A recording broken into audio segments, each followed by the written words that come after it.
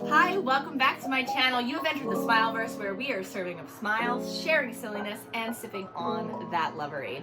I am Katy B, and this is part 2 of my live streaming tips for beginners. Part 1 had my top 10 ways to get started. Part 2 is going to be a lot about content, what to do, where to get ideas from, and how to pick what is right for you.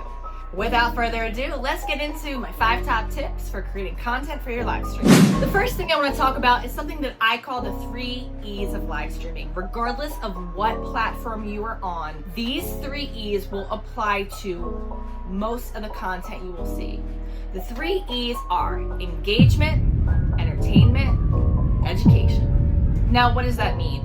It's basically wide category umbrellas that include what you might see when you're kind of bouncing around any live streaming platform. So for instance, engagement is number 1, and engagement is kind of king when it comes to live streaming. I often see people who are new to platforms walk into a room, see somebody just chatting with their chat and say, well, they're not doing anything. I don't get it. What's really happening is that they've already created a community. They've already gotten to know these people. So one of their favorite things to see them do is just to chat with them. Live streaming, more than any other platform, is much more intimate. It's really about creating friends, not just fans. So engagement actually rules live streaming. Even for bigger live streamers or live streamers that are doing something on their stream that makes it harder for them to connect with the audience, the fact that they connect with the audience is still a major piece of the puzzle. So let's go on to the other 2 E's of live streaming content. Next, we have entertainment. Now, this is an easy one to figure out. So you got your musicians, your dancers, your singers, your artists, your video game players, for instance. If they're playing a game and they're not teaching anything, they're just playing and it's there, it's there for entertainment. Hot topics or celebrity news, magic show, trivia games. This content is all about, the host kind of being the host and entertaining for the live streaming audience in whatever way that may be. And finally, 3 is education. Education is anytime you're sharing a skill or a hobby with your audience. It might be a makeup tutorial, a dance tutorial. I've seen people teach art. I've seen people teach woodworking, DIY crafts, home renovations. Anytime that you're actually not just showing something, but you're teaching something, basically puts it in the education category. So that's it, my 3 E's of live streaming content. Now, the reason I bring it to your attention is that it's a good way to start figuring out what you want to do, how you want to do it, and where you want to do it. If you're a singer, you're probably going to primarily be doing entertainment streams, but you can't sing the whole time. So focusing on engagement in between songs would be a really important thing to do. Or if you want to teach, you can actually have guests on your show. They can sing and then you could give them feedback. That's just an example of how one person can use each 3 E's in different ways to balance their content. So don't forget these 3 E's when you're searching through live streams: engagement, entertainment, education.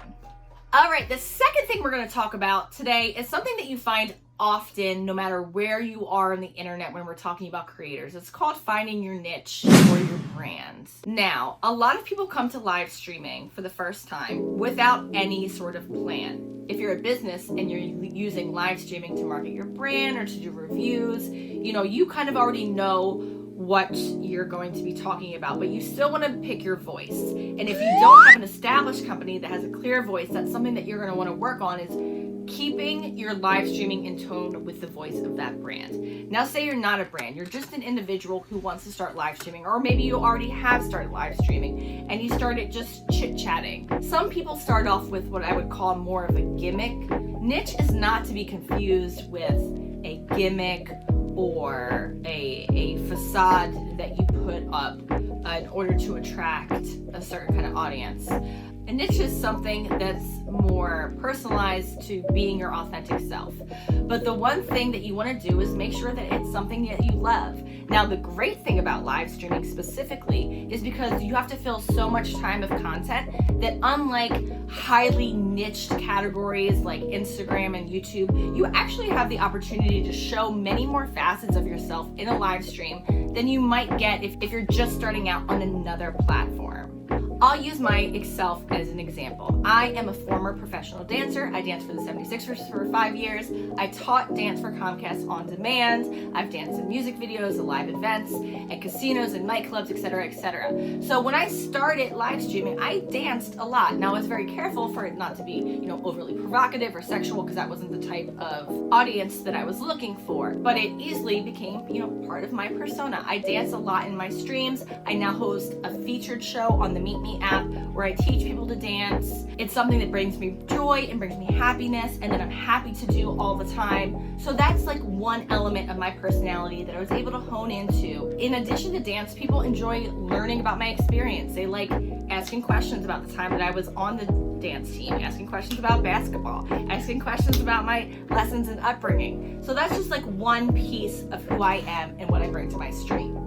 A lot of people, when they first start streaming, are just there to chat, just there to, quote, shoot the shit, and don't exactly know what they're doing. And then sometimes they start to get more and more popular. They want to take it more seriously, but they don't really know where to go with it.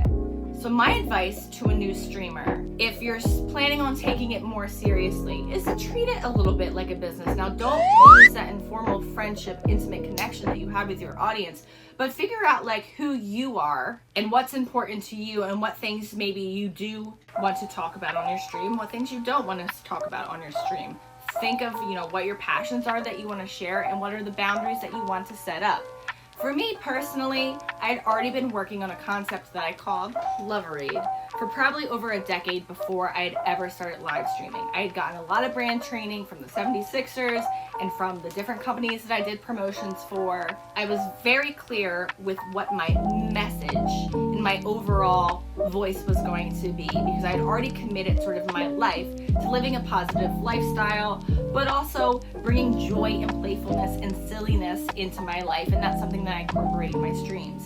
So I chose some of the things that I'm most passionate about: dance, positive, balanced living, comic books, fantasy, costumes, fun and games, and travel. And I picked those 5 things and I started incorporating them all into my streams. Everything always falls under the bigger umbrella of Loverade. It's always about spreading love, not spreading hate. It's about finding joy, finding happiness, finding contentment and simplicity. And that was something that I was already very clear about before I ever started live streaming. Now, as I mentioned, a lot of people start live streaming before thinking that they are going to have an audience that is going to be listening to what they say. So my advice for someone that's not already a business or a brand is to be authentically you, and to be multifaceted, but to figure out what your overall message, what you want to bring into your live stream and what you give to other people, because that will help you navigate where you're going to go with your content. All right, next we're going to talk a little bit more about content. What to do when you're trying to do structured content. Now, first of all, remember, there's nothing wrong with just starting your live stream and having a conversation, as long as it's easy for you to continue talking and to continue making conversation when the conversation ebbs and flows. But it's always really great and entertaining for your audience to do a little bit more of structured content. And a lot of new streamers are like, well, what do? I don't know what to do. So here we're going to start to go back to those 3 E's that we talked about. Remember, engagement, entertainment, and education. So think about the things that you love to do, or the things that you love to watch.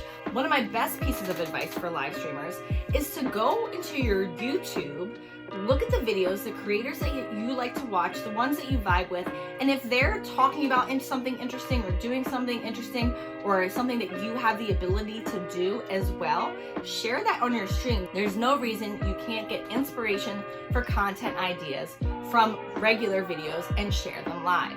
Next piece of advice is to make sure that you're checking out what everybody's doing. Now, it's very important to not just copy someone else's content, but there's a lot of certain types of content that get bounced around different apps.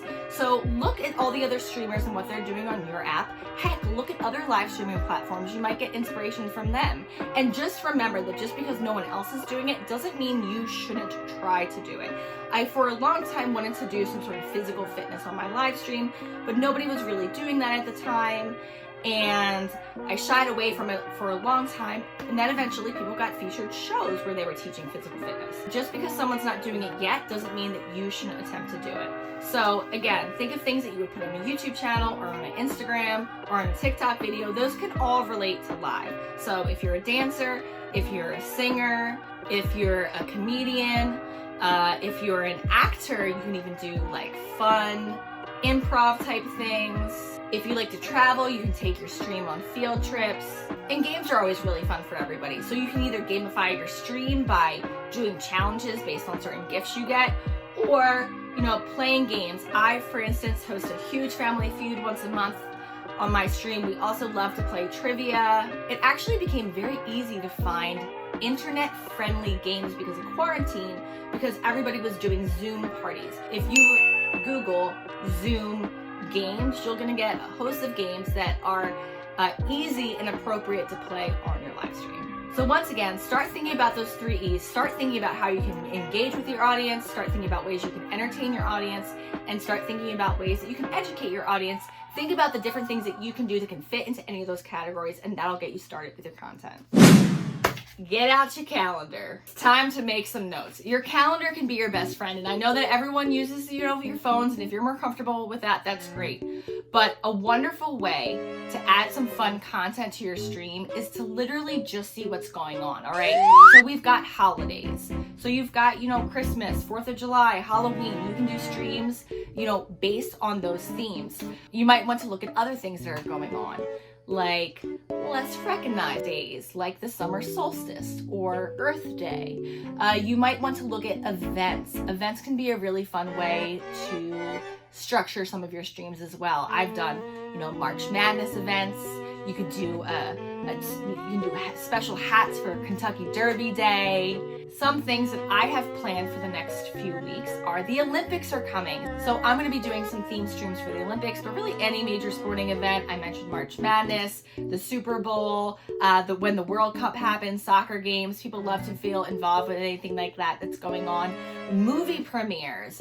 If you're into something like I'm really into Black Widow and Marvel, so I'm going to be doing a Black Widow costume theme stream a couple weeks after the movie comes out when we can talk about it without spoiling it for people. So my advice is to look really deeply at the calendar. Look at the holidays that are coming up, look at events that are coming up, and also keep in mind events that are yours as well. Obviously your birthday is usually a great day to have a good stream. Your stream anniversary, the anniversary of the first time that you streamed, and something on MeetMe we call our badge anniversary. When you become a top streamer, you get a top badge. So we celebrate that as well. So calendar holidays, smaller days that are recognized, events, sporting events, movie events, pop culture events, your own specific events are all things that you can look ahead, mark on your calendar. You can get dressed up, you can do backgrounds, you can plan activities or games or music around them, and that is usually a very fun way to add a lot of content to your schedule. And finally, my 5th and final topic on the content-driven part 2 live streamer tip video is this. Follow the rules. There are terms and conditions for every live streaming platform, and one of the things that's very frustrating is because live streaming is becoming so big so fast, they're always changing. So it can be very hard to keep up with, but try your best, try and keep in the know, because if you eventually want to be a top streamer or to make, you know, an income from streaming, you can't be constantly breaking the rules of the platform that's supporting you to do so and helping to bring that audience to you.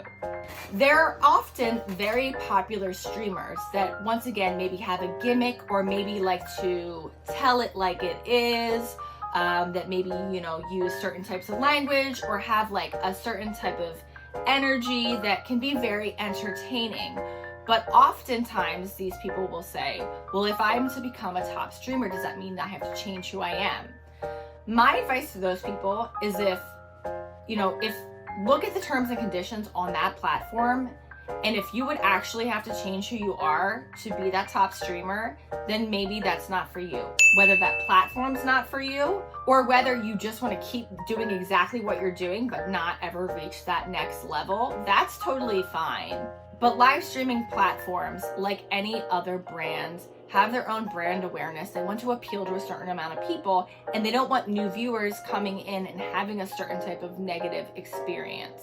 So while many of us have accidentally gotten flagged for something stupid, or a rule has changed that we haven't known, if you truly want to become a bigger streamer, you're gonna have to accept the fact that that is a job, and like any job, that there are certain things that they can say that you can and cannot do, and that respects them. And like I said, if that means that you cannot be authentically you, I highly suggest either moving to a different platform or just making peace with the fact that you might not meet that brand approval goal, but that's okay, especially if you're still making a lot of money doing it. So that's it for part 2. This is a very content idea driven video. I know it's something that people really struggle with a lot when they're first getting started. So just remember the 3 E's of live streaming: engagement, entertainment, education. Make sure that you find your voice and know how you want to be heard. Try and think of new content ideas, but also remember, engagement is important. So it's very nice to have just intimate, casual chats with your audience as well. Use the calendar to help you get your content and follow the rules. And next thing, don't forget to subscribe to me, Katy B. Please hit that red button. We will be doing a part 3 with even more tips and tricks for the next level, the next advanced level. Some things to look forward to, more information on equipment, dealing with drama, merch, etc., etc. So hit that subscription button. If you liked this video, if you found it helpful, please hit that thumbs up. I would love if you would comment below if you enjoyed the video, or if you have any more questions for me, you can comment. I will be answering the comments. You can also come visit me on my stream. My name is Katy B. I stream on the Meet Me group platform. Come check me out. Ask me any questions live. I'm happy to help. And I am Katy B signing off from the Smileverse headquarters. We are here serving up smiles, sharing silliness, and sipping on that Loverade. I will see you guys in the strong next time. Thank you so much for watching, and goodbye.